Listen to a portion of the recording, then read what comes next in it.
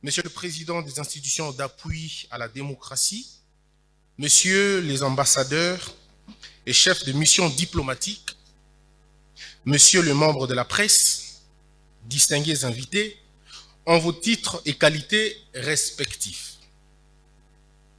Investi conjointement avec mes pairs en qualité de nouveaux membres de la plénière du Conseil supérieur de l'audiovisuel et de la communication en République démocratique du Congo, au terme de l'ordonnance numéro 22/234 du 11 novembre 2022 de son Excellence Monsieur Félix Antoine Tshisekedi, président de la République, chef de l'État, et ensuite élu président du Conseil et du bureau du CESAC, le devoir nous échoit de présenter à la nation notre vision pour cette lourde mission en tant que responsable de l'autorité des régulations des médias en République démocratique du Congo.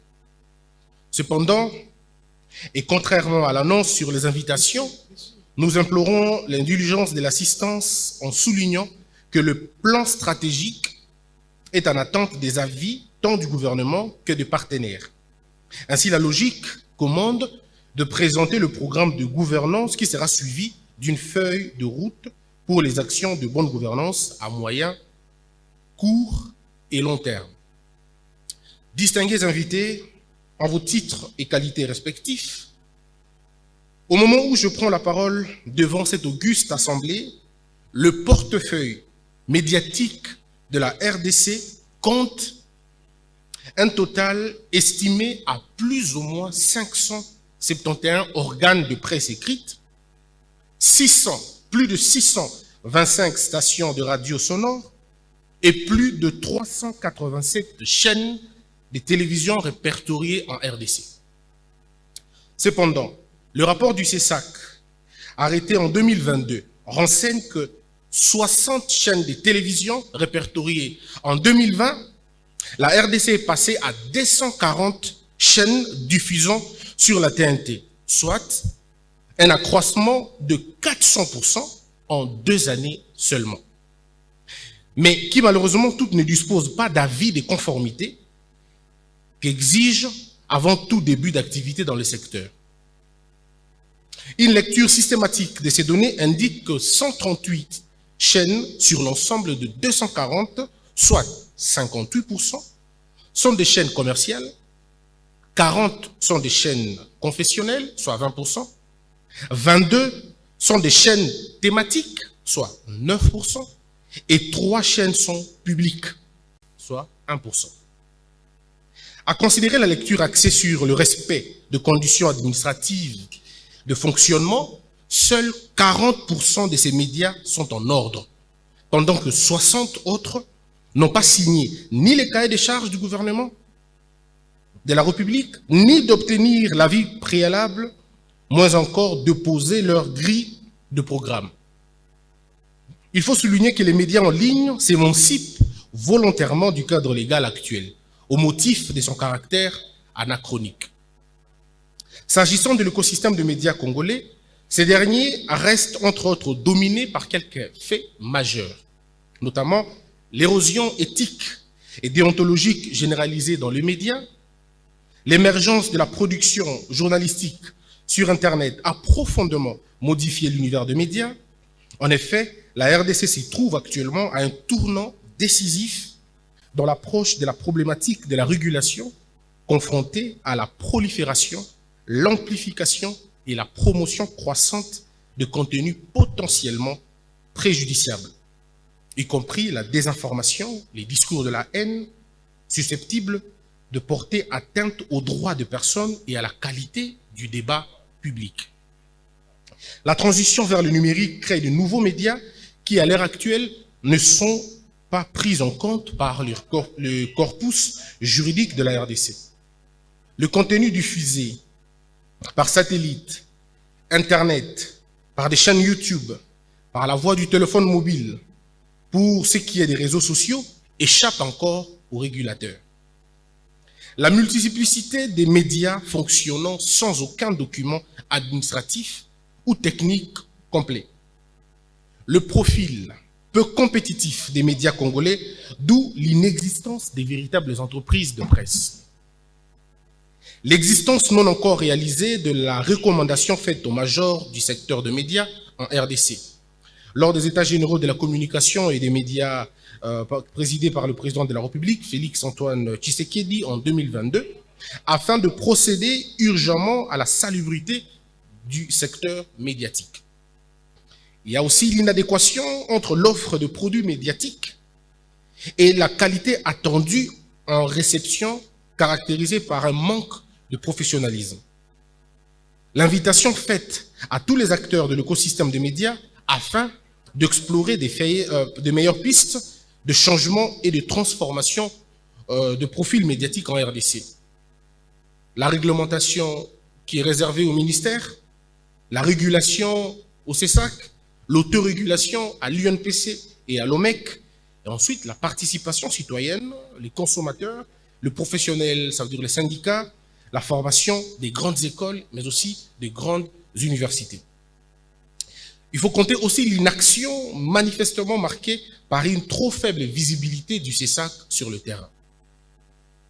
Globalement, à travers ces différentes caractéristiques de l'écosystème des médias congolais, il est ressorti que l'exercice de la liberté de la presse s'invite au débat dans un contexte ainsi décrit.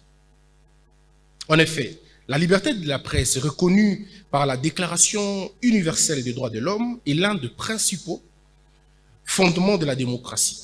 D'ailleurs, notre constitution congolaise l'a consacré en son article 24, qui dispose que toute personne a droit à l'information.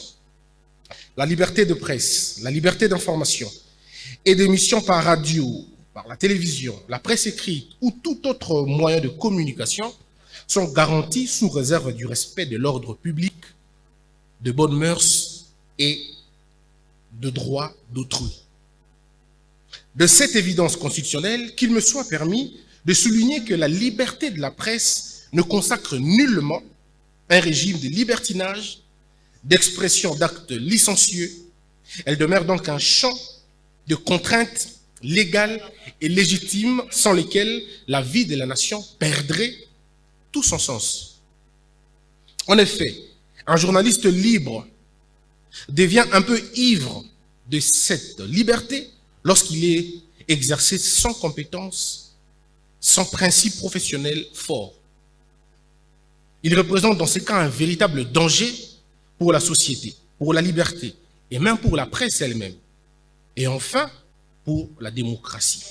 C'est ici le lieu de paraphraser Edoui Planel lorsqu'il soutient objectivement que la liberté de la presse n'est pas un privilège, mais un droit des citoyens. C'est autant reconnaître que la liberté de la presse est une réelle garantie pour l'exercice et l'existence d'une vraie presse, d'une information juste et vraie. Celle-ci éclaire la communauté et la rend à même d'agir en toute responsabilité. Distingués invités, de ce qui précède par le processus de démocratisation enclenché à la fin des années 1990 en République démocratique du Congo, celui-ci avait davantage concrétisé ce principe de la liberté de la presse et a été même marqué par un pluralisme médiatique caractérisé par une éclosion des médias privés, écrits et même audiovisuels sur l'ensemble du territoire national, au point qu'aujourd'hui, le pays comporte, comme indiqué auparavant, un paysage médiatique d'Afrique en pleine mutation. Un tel tableau est assurément un indicateur marquant l'importance du secteur des médias en République démocratique du Congo et surtout présente sa capacité opérationnelle d'influencer l'opinion publique générale dans un sens tout comme dans un autre. Et en considérant aussi bien l'évolution communicationnelle rapide du monde médiatique à l'ère de la révolution numérique, aujourd'hui, l'inversion de mission de la presse par de nombreux médias, voulus libres et essentiellement respectueux de leur déontologie. Il s'observe qu'un certain déviationnisme s'est subtilement installé chez nous, au point que l'exercice du métier noble devient malencontreusement un lieu d'attaque personnelle, des imputations dommageables, de chantage politique ciblé, somme toute cadre d'expression des antivaleurs de tout genre. Et comme vous pouvez l'imaginer, c'est bien inexplicable. Face à un tel constat, globalement défavorable du secteur médiatique, il est impérieux de relever d'entrée de jeu et de soutenir sans être contredit qu'il n'existe pas dans aucun pays du monde une démocratie où la liberté de la presse s'exerce irrégulièrement, sans encadrement ni juridique ni réglementaire. Comme pour conjurer les dangers qui guettent notre société par des pratiques d'une presse évoluant en marge de loi, d'éthique et de la déontologie de la profession, il s'évidence d'une impérieuse nécessité que de dissocier l'existence de l'autorité de régulation au devoir d'enchaîner la pensée des journalistes. Face à cette option, le philosophe Emmanuel Kant ne disait-il pas que le droit est l'ensemble de conditions qui permettent à la liberté de chacun de s'accorder à la liberté de tous? Revenons chez nous en Afrique subsaharienne et relevons ainsi que les premières instances de régulation des médias ont été créées dans le sillage de la démocratisation, et ce, en fin des années 80 et au début des années 90. Le rejet du système parti unique et la revendication des libertés civiles et politiques généralisées dans nos cités traduisaient notamment dans le domaine des médias par l'avènement des régulateurs, dont la vocation était de couper le cordon ombilical entre pouvoir et médias. La très grande majorité des instances de régulation créées l'ont été entre 1990 et 1995. Et le mouvement se poursuivant jusqu'en 2003 en République démocratique du Congo. L'autopsie de la presse congolaise faite successivement à la Conférence nationale souveraine, au dialogue intercongolais et aux états généraux de la communication a présenté un tableau sombre du secteur et a justifié la mise en place d'une instance de régulation devant veiller au pluralisme, à la neutralité, à l'indépendance et au professionnalisme des médias. Ainsi, en date du 28 août 2003, fit par une loi organique mise en place la première autorité de régulation dans notre pays dénommée la Haute Autorité des médias, HAM.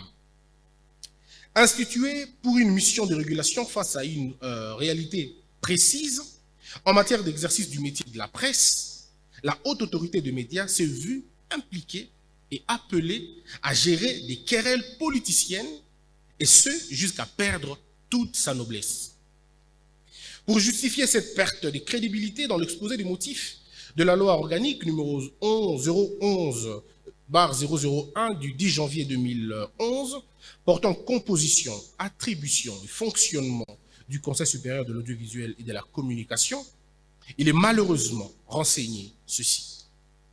Dans une première tentative visant à remédier aux différents maux dont souffrent ces secteurs, la Haute Autorité de médias a été instituée pendant la période de la transition à la suite du dialogue intercongolais.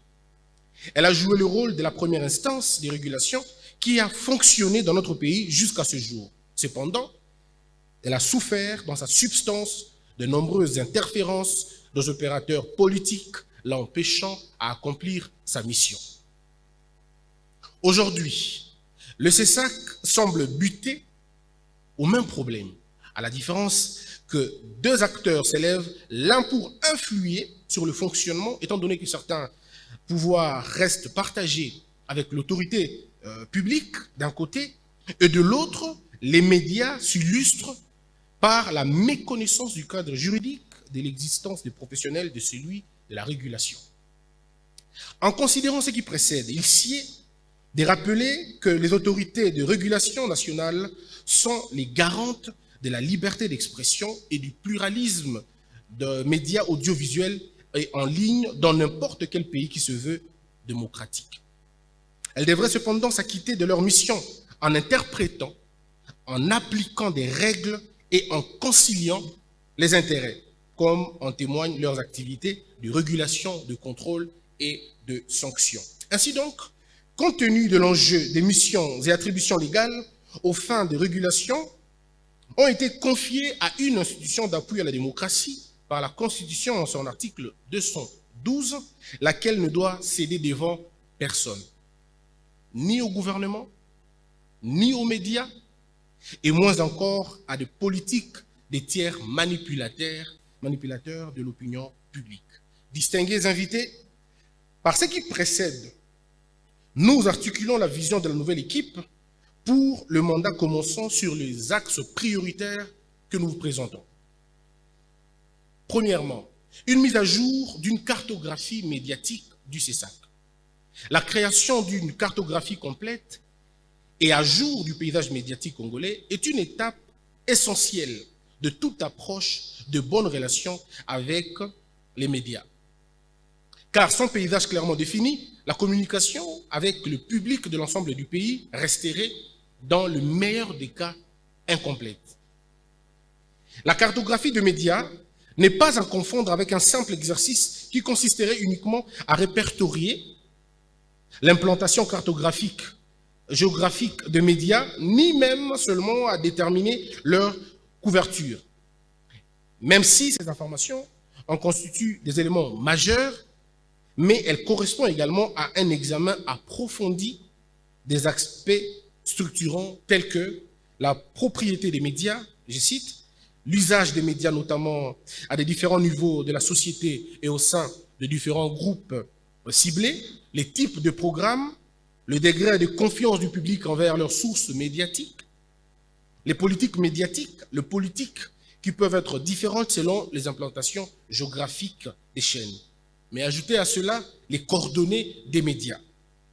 Cette cartographie sera complète par l'annuaire et l'annuaire des professionnels des médias en respect tant à la loi que sur le statut du journaliste congolais de 1981 que celle relative à l'exercice de la liberté de la presse de 1996 en République démocratique du Congo.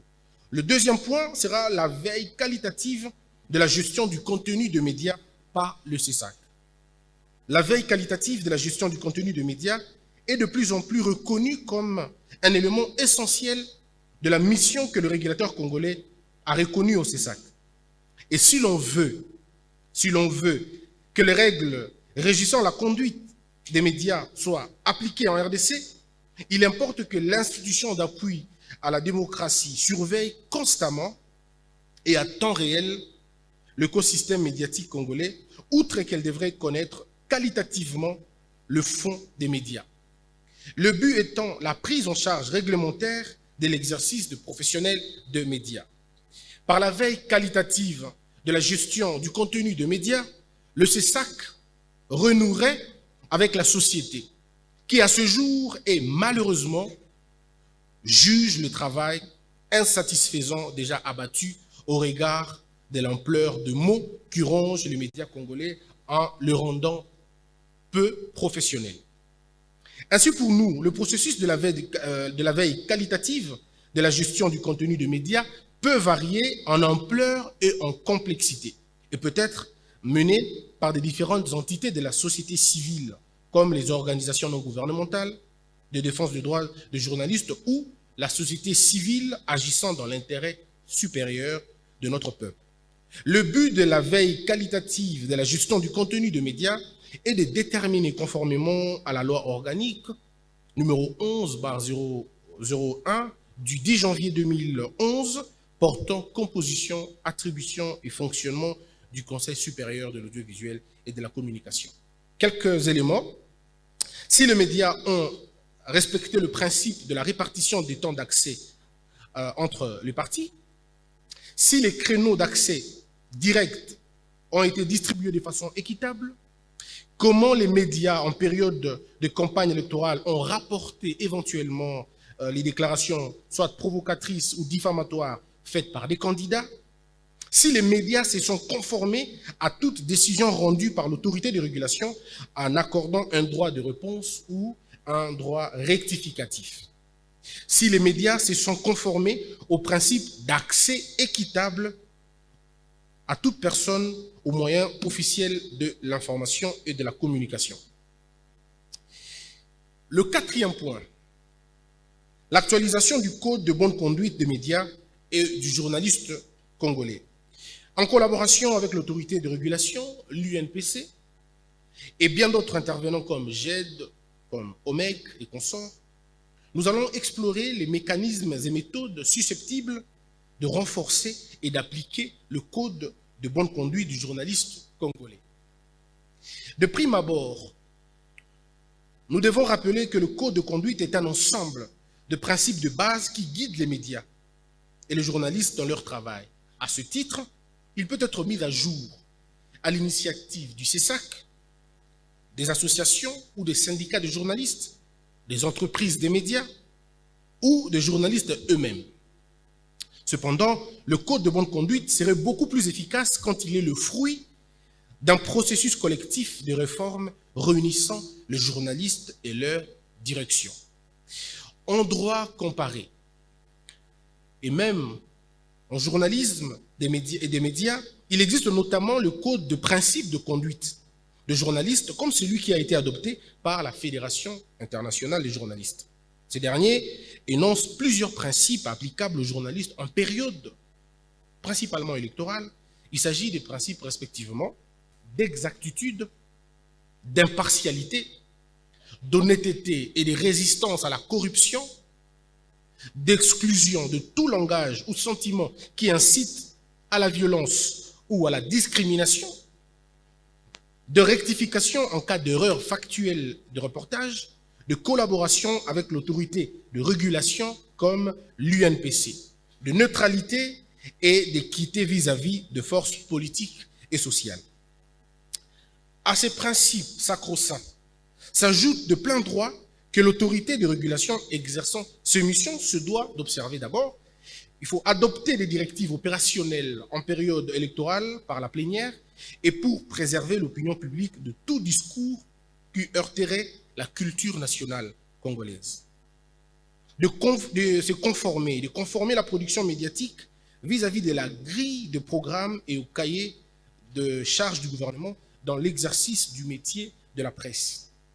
De certifier obligatoirement le compte des opérateurs de médias en ligne pour leur suivi par l'autorité de régulation à travers le centre de monitoring des médias congolais.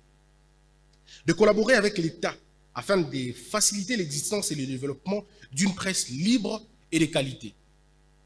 De favoriser le droit des publics à une information complète et authentique. D'éviter toute action susceptible de restreindre ou d'altérer le contenu de l'information. Et donc, c'est dans cette perspective d'implication des acteurs de l'écosystème médiatique congolais que l'on éviterait à l'État de légiférer en matière de gestion de l'information. Devant ce cadrage favorable au relèvement de médias en RDC, il nous revient d'épingler quelques défis que le nouveau leadership du CESAC ambitionne de relever. Il s'agit, premièrement, promouvoir et appliquer une régulation proactive de médias congolais par une participation et amélioration du contenu médiatique en amont, au lieu de se contenter d'une flagellation en aval de professionnels de médias ou de leur production. De systématiser l'aide publique directe et indirecte à la presse nationale. Évidemment, le CESAC s'engage à plaider au bénéfice d'un alignement par l'État congolais d'un montant annuel soutenable au profit de la presse nationale. Certes, un critérium objectif devrait être établi pour déterminer les médias qui seront éligibles à ce type d'appui. De l'organisation semestrielle des séminaires, des mises à niveau ou de renforcement de connaissances scientifiques, techniques et juridiques de professionnels de médias.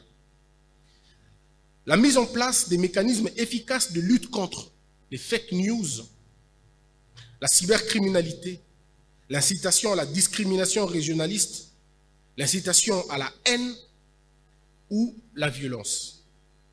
De l'organisation de la campagne électorale à travers les médias. Celle-ci doit devenir plus une fête nationale que de se transformer en un moment d'affrontement des acteurs par des médias interposés.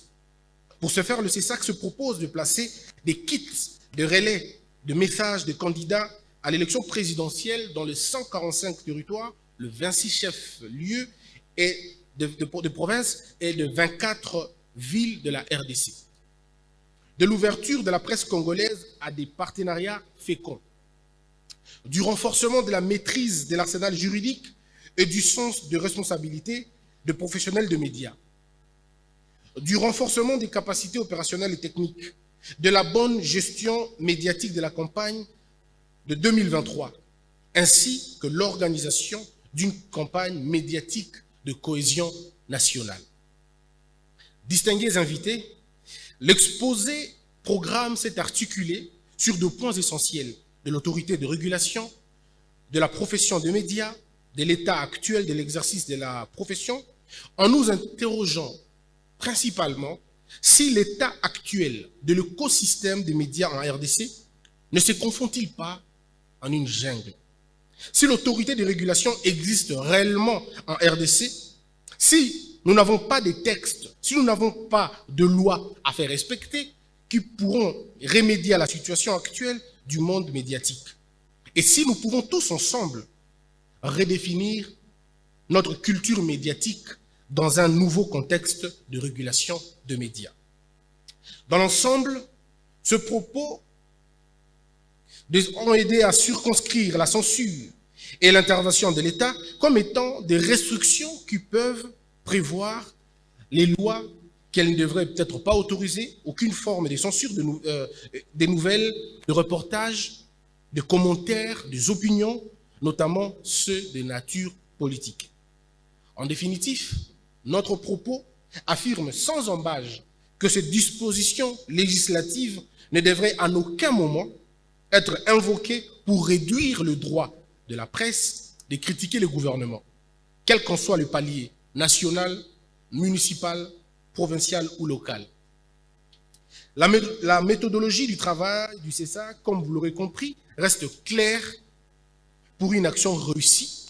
Elle se fonde donc sur quelques points, notamment la planification de l'opérationnalité du changement et de la transformation de l'action du CESAC, le ciblage rapide des pistes du changement et de la transformation de l'action du CESAC au profit et du profil médiatique de la RDC, la construction d'une toile d'araignée opérationnelle, donc fonctionnelle et interactive sur base de bureaux provinciaux redynamisés et le bureau central et national, la construction de l'action du CESAC sur la base d'une vision claire du changement, la viabilisation de bureaux provinciaux,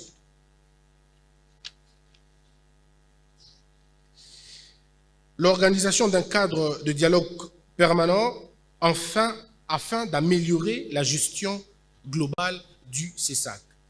Honorable président de l'Assemblée nationale ici représenté, honorable président du Sénat représenté, Excellence Monsieur le Premier ministre, chef du gouvernement représenté, mesdames et membres du gouvernement, Monsieur les présidents des institutions d'appui à la démocratie, Messieurs les ambassadeurs et chefs des missions diplomatiques, Messieurs les membres de la presse, distingués invités, le moment est donc venu pour nous d'investir dans l'action pour la transformation des médias congolais, à l'opposé du discours infécond. Nous demeurons donc persuadés que cette transformation des médias congolais ne se conçoit nullement comme un fait seul des médias, mais elle reste demanderesse de l'appui constant et permanent de l'État, lesquels l'État devrait faire preuve d'une véritable volonté politique pour améliorer les conditions de l'exercice de la liberté de la presse. D'où notre nouveau slogan du CESAC, une presse responsable, une presse libre. La maturité engendre la liberté. Que Dieu bénisse la RDC.